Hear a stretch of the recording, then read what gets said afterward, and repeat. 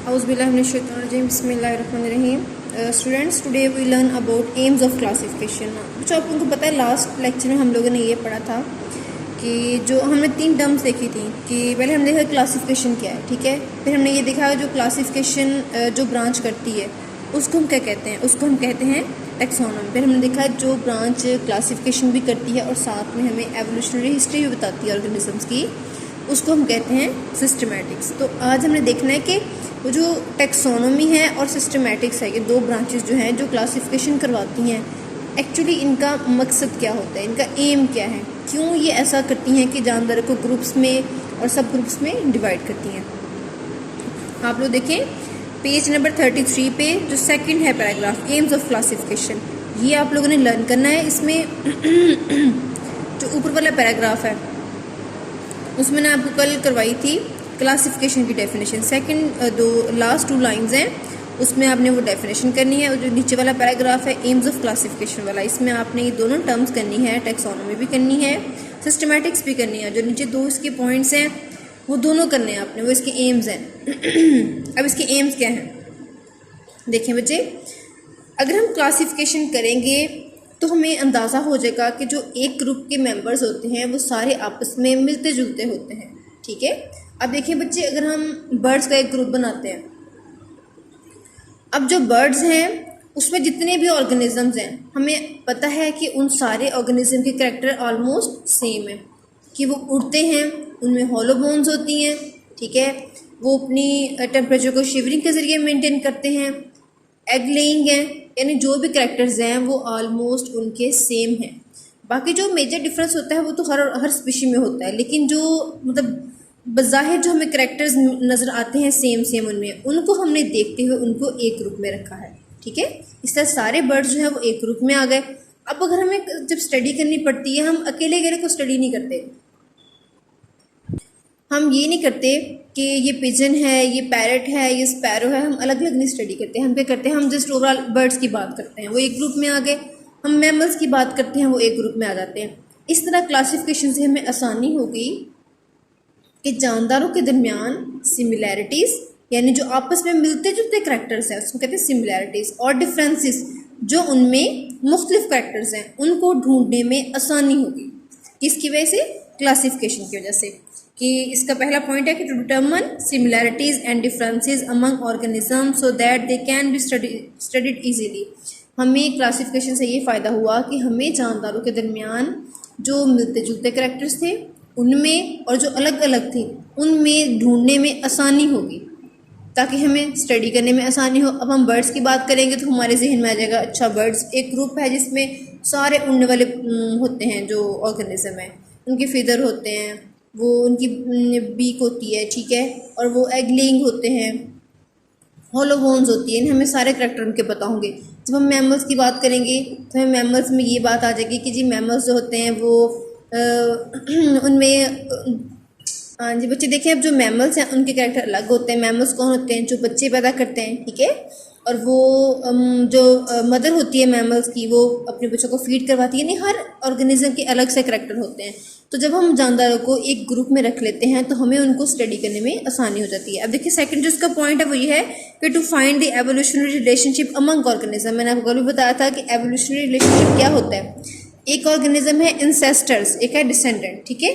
Ancestor वो होते हैं जो पहले आए, जो अब पहले आए थे अब मर चुके हैं, और जो प्रेजेंट हैं अब वो डिसेंडेंट्स होते हैं, यानी बाद में आने वाले।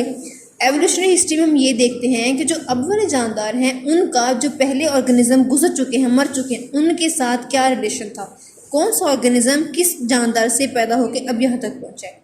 तो जो 2 काम है ये, एक सिमिलैरिटीज़ और डिफरेंसेस को मालूम करना और दूसरा एवोल्यूशनरी हिस्ट्री को मालूम करना। ये क्या है? ये एम्स हैं सिस्टमैटिक्स की और टैक्सोनॉमी के।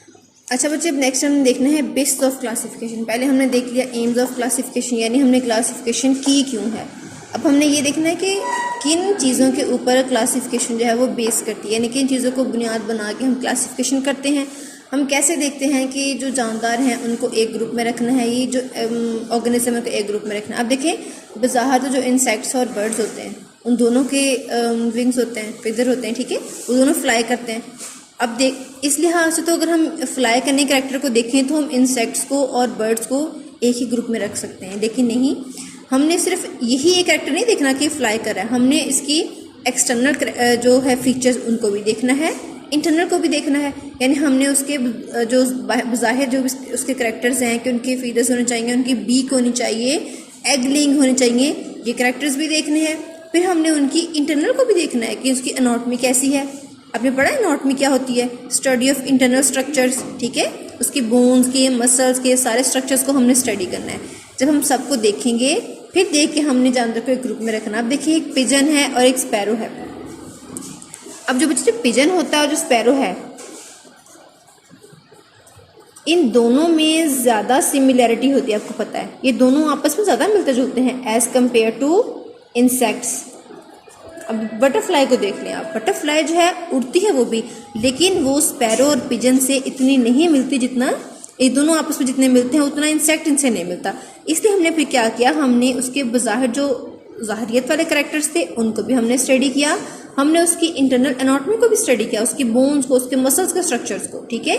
फिर हमने सोचा कि जो पिजन्स और स्पैरो हैं ये दोनों आपस में बहुत मिलते जुलते हैं, तो इनको हमने एक ग्रुप में रख दिया, इनको हमने बर्ड्स का नाम दे दिया। फिर हमें ये भी अंदाज़ा हुआ उड़ने वाले तो ये भी हैं और ये भी हैं, लेकिन ये दोनों डिफरेंट हैं। इट्स मीन कि जो पिजन और स्पैरो हैं ये दोनों, इन दोनों का इंसेस्टर कोई सेम होगा, यानी इनकी एवोल्यूशनरी हिस्ट्री जो है वो सेम होगी। ये किसी एक ही ऑर्गेनिज्म से पैदा होने के बाद इवॉल्व होके थोड़े से डिफरेंट हो गए, लेकिन ये किसी एक ही ऑर्गेनिज्म से आए हैं, किसी एक इंसेस्टर से आए हैं। इंसेस्टर कहते हैं जो पहले ऑर्गेनिज्म गुजर चुके होते हैं पिछले, वो उनको कहते हैं इंसेस्टर। तो किसी एक ही इंसेस्टर से आए हैं ये, लेकिन इंसेक्ट थोड़ा डिफरेंट है, ठीक है। अब अगर हमने इनको जब इनको स्टडी करना है तो हमने क्या चीज़ देखनी है, हमने बताया मैंने आप इसमें बच्चा आपने जो बेसिस ऑफ क्लासिफिकेशन है, इसका जो सेकंड वाला पैराग्राफ है आपने वो वाला करना है, वो इसकी बेसिस है। उसमें 2 पॉइंट्स हैं कि एक तो हमने क्या किया, जानदारों को जो ग्रुप्स और सब ग्रुप्स में रखा है हमने उनकी जो सिमिलैरिटीज़ थी उनके एक्सटर्नल स्ट्रक्चर में और इंटरनल में, ठीक है, उनको हमने देखा। और दूसरा हमने देखा उनकी जो डेवलपमेंट की स्टेज थी। डेवलपमेंट की स्टेज कौन सी है, मैंने आपको बताया था एम्ब्रियोलॉजी में कि एक एग होता है, एग से पूरा ऑर्गेनिज्म बनता है, यानी एग से पूरा चूजा बन जाता है। तो एग से चूजा बनने के दौरान जितनी भी अंडे के अंदर चेंजेस आती हैं, सेल डिवीजन होती है, उन सारी स्टेजेस को स्टडी किया जाता है, उसको हम एम्ब्रियोलॉजी कहते हैं।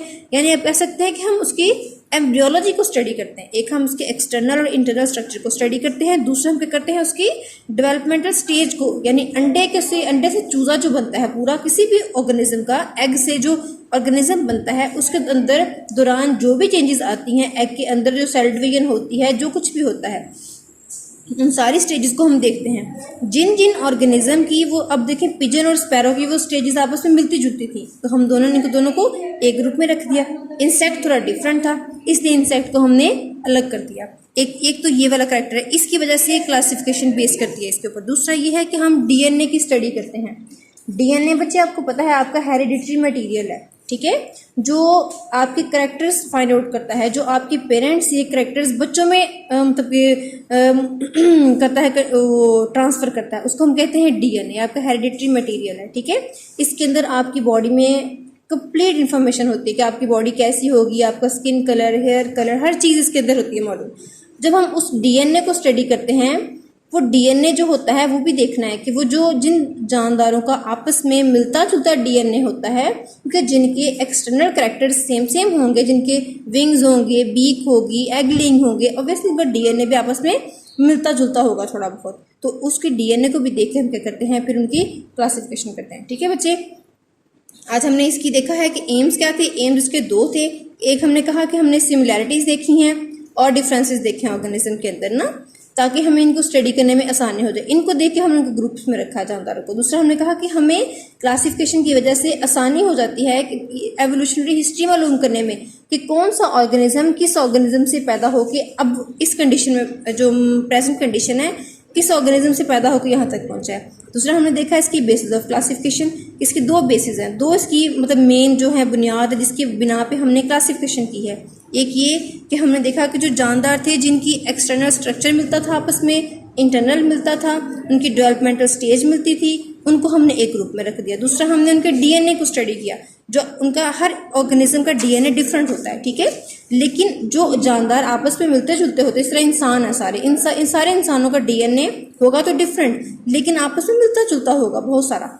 इस तरह बर्ड्स हैं, अब जो जानदार आपस में सेम होते हैं, मिलते जुलते होते हैं, उनके डीएनए में भी सिमिलैरिटीज होती है। तो हमने उसके डीएनए को भी स्टडी करके इनको ग्रुप्स में डिवाइड किया। ये 2 पैराग्राफ आपने बच्चे याद करने हैं। ये basis of classification, AIIMS of classification, और एम्स ऑफ क्लासिफिकेशन के अंदर आपने डेफिनेशंस करनी है। ऊपर वाले पैराग्राफ में आपने क्लासिफिकेशन की डेफिनेशन करनी है। थैंक यू, अल्लाह हाफिज़।